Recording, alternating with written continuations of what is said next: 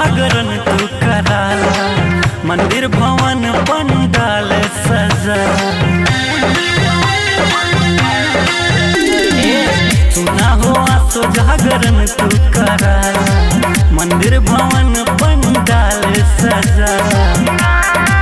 तो बड़ा भीड़ होला वहाँ दिन के राती हो जब एक हो जब एक निकले झाके हो घर गौवा के लोगवा नाचियो।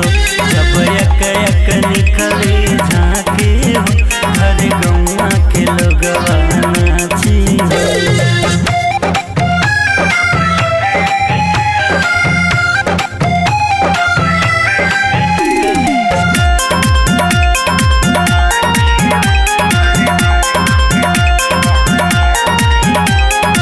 पहले माई के आरती होई, फिर राधा कृष्णा के झांकी होई।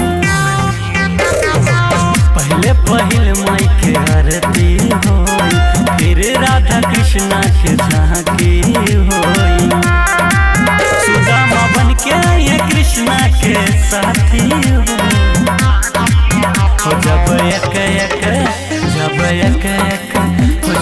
एक निकली झांकी हो घर गौवा के लोगवा नाचियो। जब एक निकली झांकी हो घर गौवा के लोगवा नाचियो।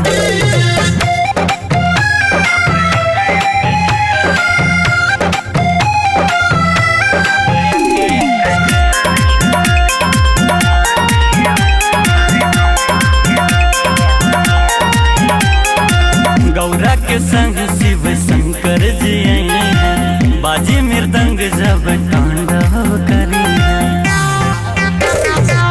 गौरा के संग शिव शंकर जी आई हैं, बाजी मृदंग जब तांडव करी हैं। तो काली मैया आई है डर तब लागी हो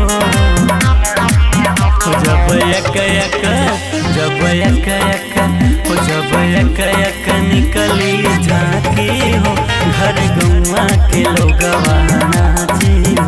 जब एक निकली झांकी हो घर गौवा के लोगवा नाचियो।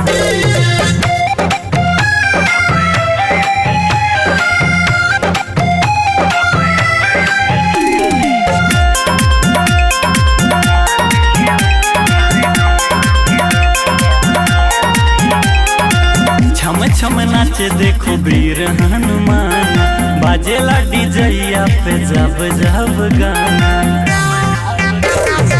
छम नाचे देखो वीर हनुमान, बाजेला डीजैया पे जब गाना। तिवारी अभय के नसीबिया जागे हो